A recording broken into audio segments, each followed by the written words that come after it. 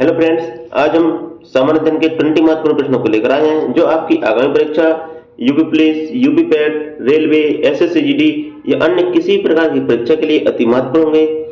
चलिए तो हम स्टार्ट करते हैं।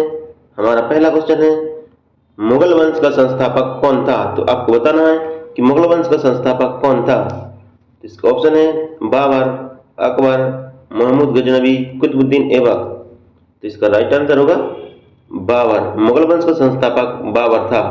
बाबर ने मुगल वंश की स्थापना 1526 ईस्वी में की थी। तो इसका राइट आंसर ऑप्शन ए होगा। हमारा अगला क्वेश्चन है, घाघरा का युद्ध कब लड़ा गया था? तो आपको बताना है कि घाघरा का युद्ध कब लड़ा गया था। इसके ऑप्शन है 1526, 1529, 1530 या 1527। तो इसका राइट आंसर होगा 1529।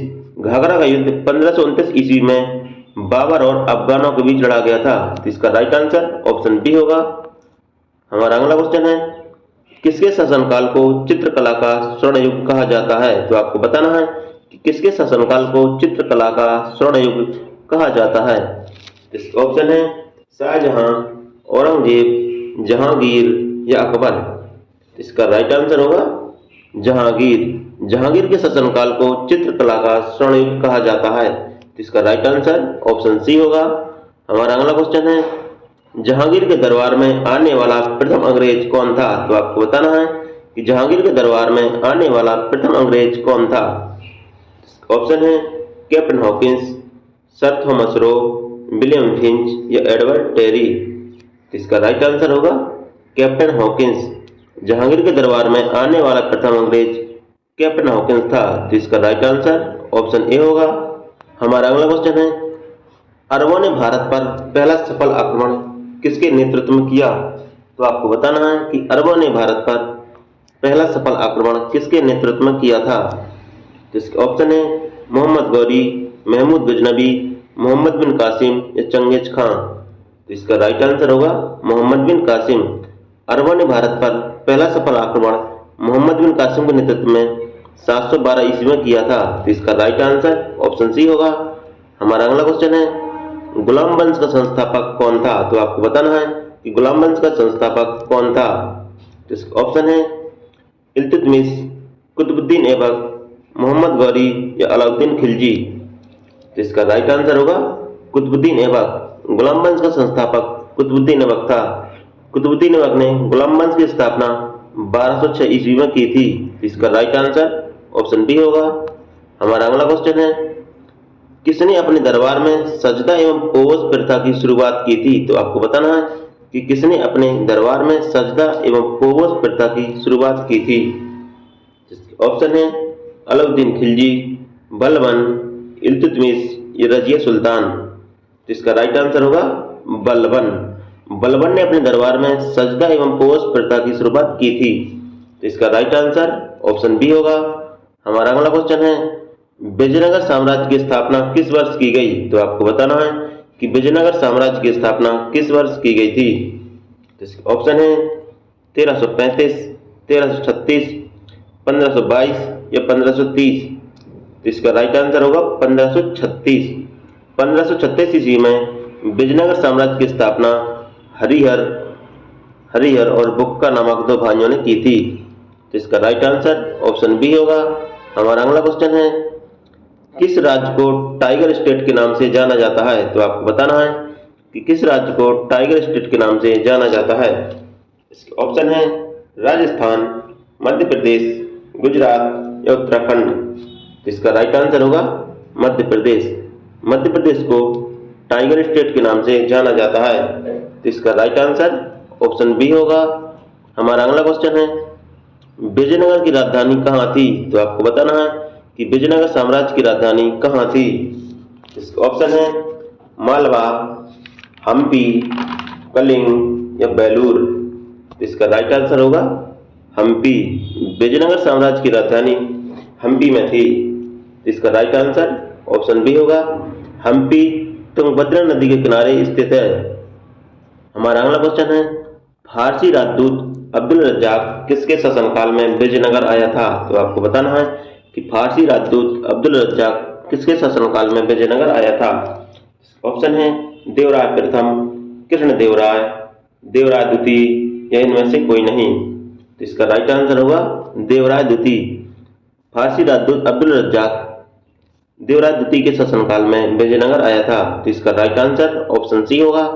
हमारा अगला क्वेश्चन है, मानस वन्यजीव अभ्यारण्य किस राज्य में है? तो आपको बताना है कि मानस वन्यजीव अभ्यारण्य किस राज्य में है। ऑप्शन है असम, उत्तराखंड, राजस्थान या उड़ीसा। तो इसका राइट आंसर होगा असम।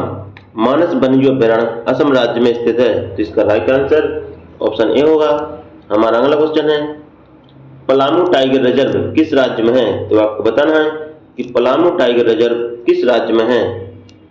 ऑप्शन है झारखंड, मध्य प्रदेश, कर्नाटक या उड़ीसा। तो इसका राइट आंसर होगा झारखंड। पलामू टाइगर रिजर्व झारखंड राज्य में है। तो इसका राइट आंसर ऑप्शन ए होगा। हमारा अगला क्वेश्चन है, भारत का स्विट्जरलैंड किसे कहा जाता है? तो आपको बताना है कि भारत का स्विट्जरलैंड किसे कहा जाता है। ऑप्शन है कश्मीर, इंदौर, बेंगलुरु या जयपुर। इसका राइट आंसर होगा कश्मीर। भारत का स्विट्जरलैंड कश्मीर को कहते हैं। तो इसका राइट आंसर ऑप्शन ए होगा।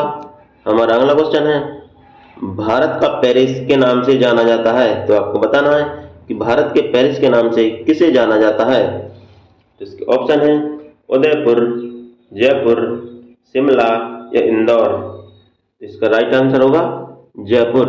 जयपुर को भारत का शिमला कहा जाता है। इसका राइट आंसर ऑप्शन बी होगा।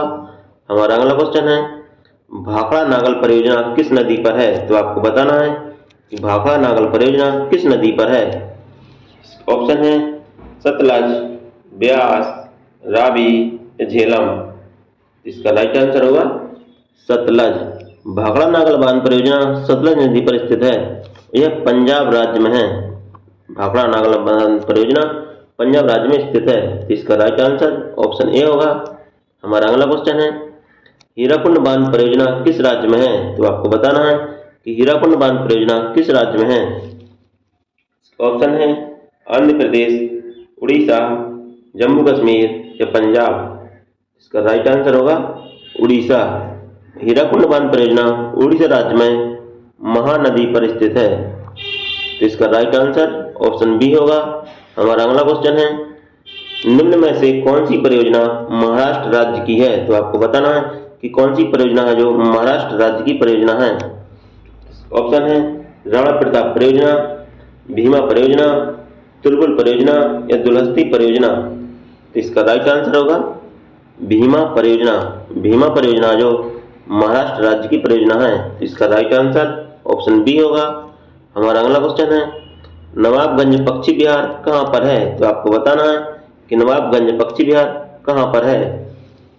ऑप्शन है उन्नाव, इटावा, दिल्ली या कन्नौज। इसका राइट आंसर होगा उन्नाव।